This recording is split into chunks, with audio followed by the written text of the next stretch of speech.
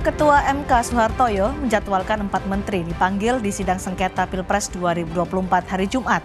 Suhartoyo bilang pemanggilan keempat menteri ini bukan mengabulkan permintaan pemohon, tapi kesepakatan para hakim MK. Di mana keempat menteri itu adalah Menko Perekonomian Erlangga Hartarto, Menteri Keuangan Sri Mulyani, Menteri Sosial Tri Risma Harini, dan Menko PMK Muhadjir Effendi. Paslon Anies Muhaimin menyiapkan 11 saksi dan 7 ahli, sementara Paslon Ganjar Mahfud menyiapkan 10 saksi dan 9 ahli di sidang sengketa Pilpres 2024. Lalu sejauh mana keterangan keempat Menteri Jokowi ini bisa menjelaskan soal alokasi bansos secara besar-besaran di masa Pilpres hingga memunculkan dugaan politisasi bansos? Kita akan ulas selengkapnya setelah informasi ini. Presiden Joko Widodo memastikan keempat menterinya akan bersaksi di sidang sengketa Pilpres Jumat mendatang. Jokowi menegaskan para menteri yang akan bersaksi nantinya akan menjelaskan apa yang sudah dilakukan terkait dengan tugasnya. Namun, Jokowi enggan berkomentar soal tudingan politisasi bansos yang dilakukannya demi memenangkan pasangan Prabowo Gibran. Jokowi kembali menegaskan dirinya tak ingin mengomentari yang berkaitan dengan persidangan di MK. Semuanya akan hadir karena diundang oleh MK, semuanya akan hadir. Hari Jumat. Ada arahan nggak Pak? Ada arahan nggak Pak? Para menteri. Yang menerangkan apa yang sudah dilakukan masing-masing menteri. Kalau Bu Menteri Keuangan mengenai anggaran seperti apa. Sebelumnya, Ketua MK Suhartoyo memanggil 4 orang menteri untuk dimintai keterangannya dalam sidang sengketa Pilpres 2024. Suhartoyo bilang pemanggilan keempat menteri ini bukan mengabulkan permintaan pemohon, namun kesepakatan para hakim. Suhartoyo menambahkan pemanggilan keempat menteri itu karena membutuhkan keterangannya, di mana keempat menteri itu adalah Menko Perekonomian Erlangga Hartarto, Menko PMK Muhadjir Effendi, Menteri Keuangan Sri Mulyani, dan Menteri Sosial Tri Risma Harini. Perlu didengar oleh Mahkamah adalah Saudara Muhadjir Effendi, Menteri Koordinator Bidang Pembangunan Manusia dan Kebudayaan Republik Indonesia.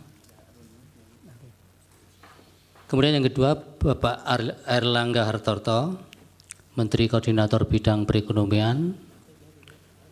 3, Ibu Sri Mulyani Indrawati, Menteri Keuangan.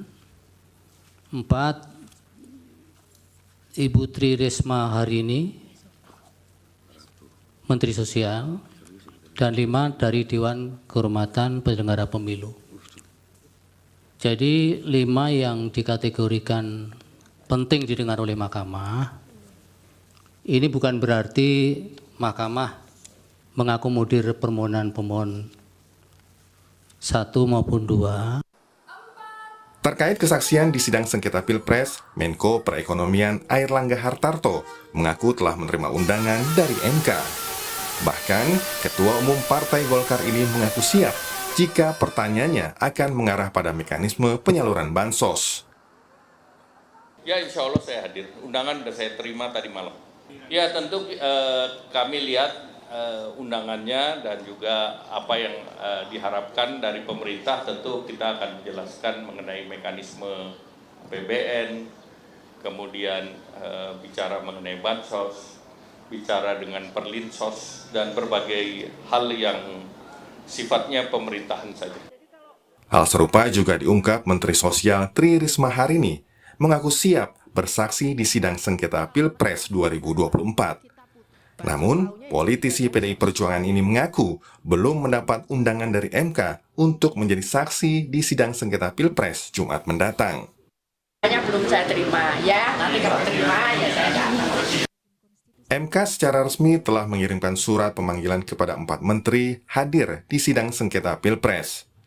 MK menyebut keterangan keempat menteri ini untuk didalami sebagaimana dalil para pemohon, bukti yang diajukan, hingga jawaban pihak terkait. Tim Liputan, Kompas TV. Saudara, 4 Menteri Jokowi sudah menyatakan siap memenuhi undangan Hakim MK untuk memberikan keterangan terkait aturan dan prosedur penyaluran bansos di masing-masing kementerian ketika masa tahapan Pilpres berlangsung. Lalu sejauh mana keterangan keempat Menteri Jokowi ini bisa menjelaskan soal alokasi bansos secara besar-besaran di masa Pilpres hingga kebijakan ini memunculkan dugaan politisasi bansos. Kita bahas selengkapnya bersama tenaga ahli utama KSP Yohanes Joko dan pakar hukum tata negara Susi Dwi Haryanti. Selamat malam Bu Susi, Mas Joko.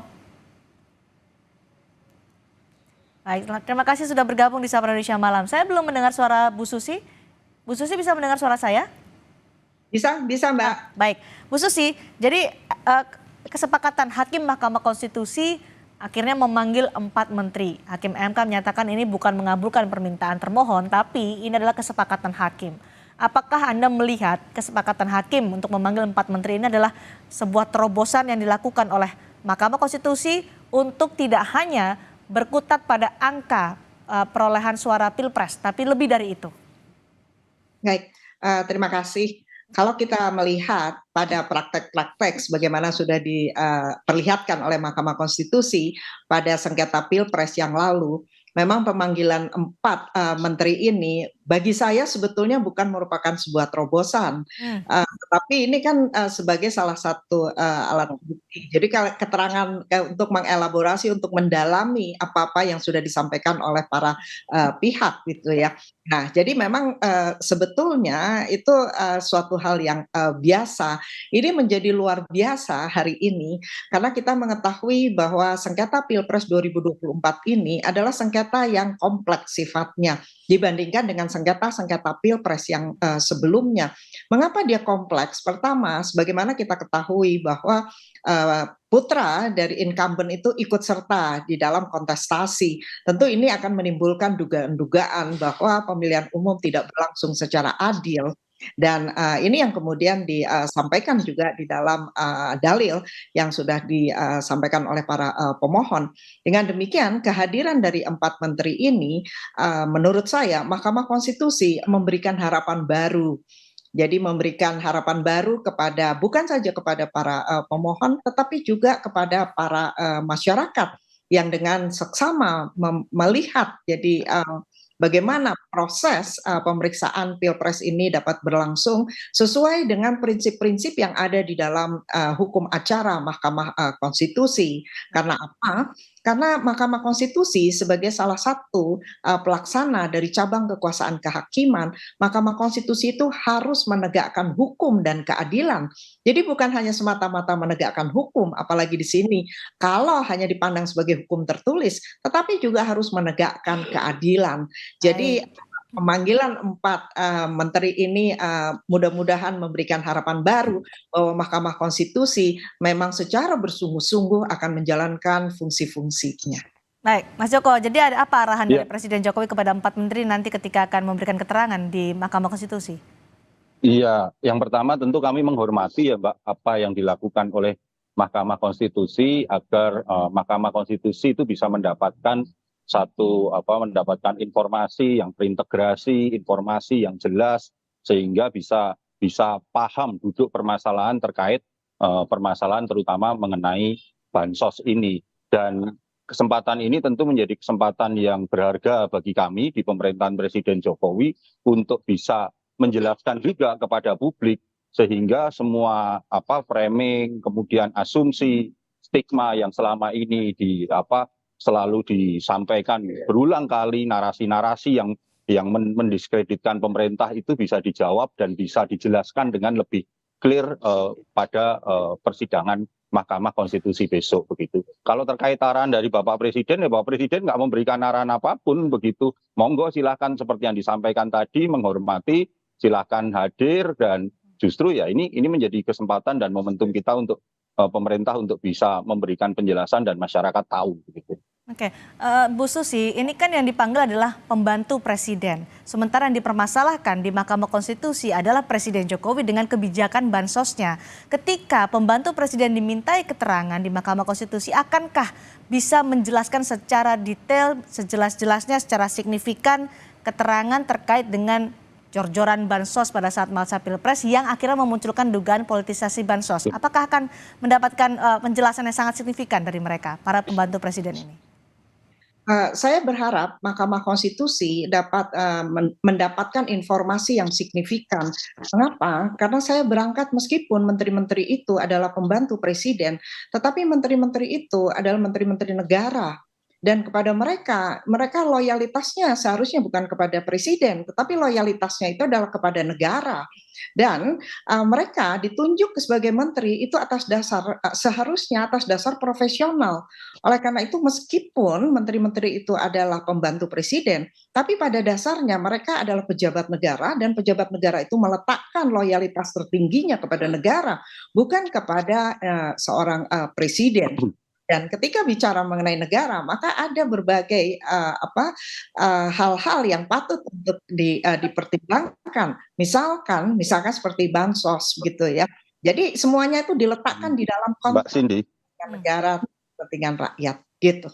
Baik, silakan Mas Joko. Iya, Mbak Cindy, yang pertama saya ingin mengkoreksi gitu, Mbak. Saya ingin menyanggah selalu stigma yang digunakan tentang jor-joran bansos di era Pilpres. Saya punya datanya begitu, Mbak. Bagaimana realisasi perlindungan sosial ini sampai akhir bulan Februari. Dari tahun 2020 sampai tahun 2024. Angkanya kisarannya sama, kurang lebih misalnya 2020 itu angkanya 42,9 triliun, kemudian di 2022 48,9 triliun, lalu di 2024 kemarin itu yang orang selalu mengatakan jor-joran bansos, perlinsos ya Mbak, yang saya sebut adalah perlinsosnya itu 37,9 triliun. Lebih kecil dari periode waktu-waktu sebelumnya. Sementara dalam parameter dalam anggaran perlinsos itu ada 4 Mbak kurang lebih yang bisa kami sampaikan di dalam perlinsos. Itu ada anggaran bansos, kemudian ada anggaran untuk pendidikan, ada anggaran kesehatan, ada anggaran subsidi energi, di mana subsidi energi ini digunakan untuk mensubsidi listrik, mensubsidi LPG dan mensubsidi BBM begitu. Nah, subsidi-subsidi inilah sebenarnya perlinsos inilah yang harus kita letakkan dan masyarakat bisa mengerti bahwa bisa memahami bahwa nggak ada itu istilah jor-joran bansos. Semua berjalan seperti dari tahun ke tahun, Istilah jor-joran atau apapun itu kan framing, tergantung siapa yang memiliki kepentingan untuk menggunakan apa yang dilakukan oleh Presiden Jokowi dianggap sebagai keuntungan oleh paslon-paslon tertentu begitu. Baik, karena kan kita juga pernah mendengar bahwa apa yang disampaikan oleh Menteri Sosial Tri Risma hari ini ketika di DPR dipertanyakan soal mengapa jumlah bansos di tahun 2024 sangat tinggi. Disebutkan oleh Risma bahwa di Kementerian Sosial sudah ada pos-posnya atau bansos yang tercatat. Tapi kemudian Risma menyatakan yang ada di Kementerian Sosial sekitar 70 triliun. Sisanya Risma mengaku tidak tahu. Apa yang bisa dijawab dari Istana soal ini? Yang disampaikan Bu Risma betul, karena anggaran perlinsos itu jumlahnya 486,1 triliun. Di dalamnya ada 4 komponen. Di tempatnya Bu Risma di Kementerian Sosial itu 75,6 triliun yang tadi disampaikan Bu Risma, 70 triliun sekian. Lalu ada anggaran yang dihandle oleh Kementerian Pendidikan dan Kebudayaan yang dialokasikan untuk Kartu Indonesia Pintar, yang dialokasikan untuk program Indonesia Pintar. Kemudian ada juga yang di Kemenkes yang digunakan untuk PBI JKN, Jaminan Kesehatan Nasional. Dan jangan lupa Mbak, yang paling besar dari perlinsos itu dari 486 triliun itu ada 330 triliun itulah yang digunakan untuk subsidi barang langsung, subsidi listrik, subsidi BBM, kemudian subsidi gas. Subsidi BBM ya subsidi untuk kalau Mbak Cindy ataupun teman-teman yang lain atau pemirsa menggunakan Pertalite yang kita pakai itu disubsidi oleh negara. Begitu Mbak. Oke, baik. Ini mungkin juga akan ditanyakan oleh Hakim MK ketika memanggil 4 menteri nanti. Dan Bu Susi, apa yang Anda harapkan dari keterangan-keterangan yang diberikan dari 4 menteri? Ada Menteri Keuangan, Menteri Sosial, Menko PMK, Menko Perekonomian. Apa yang Anda harapkan dari keterangan mereka dan Hakim MK menggali dari 4 menteri ini? Baik. apa keterangan yang dibutuhkan, yaitu pasti hakimlah yang akan mengetahui keterangan-keterangan apa yang dibutuhkan. Nah, persoalannya di sini adalah ketika menteri-menteri itu menyampaikan keterangan sesuai dengan apa yang dia ketahui, ada kebijakan-kebijakan. Jadi menyampaikan itu seperti data yang tadi sudah disampaikan, silahkan saja disampaikan. Hakimlah yang nanti akan mengelaborasi untuk memberikan apakah yang disampaikan gitu ya oleh para pemohon itu memang bisa terbukti. Namun terlebih dari itu saya mengharapkan jika ada keterangan yang berbeda antara satu menteri dengan menteri yang lain, maka disitulah letak dari hakim. Bagaimana hakim itu akan menilai sebuah keterangan? Saya berharap ketika hakim memberikan atau menilai sebuah keterangan, maka itu diletakkan pada hal yang prinsip yang lebih tinggi, yaitu pada apa? Pada asas pemilihan umum. Karena apa? Karena kita bicara mengenai asas-asas pemilihan umum itu kan, apakah betul pemilihan umum itu berjalan dengan adil?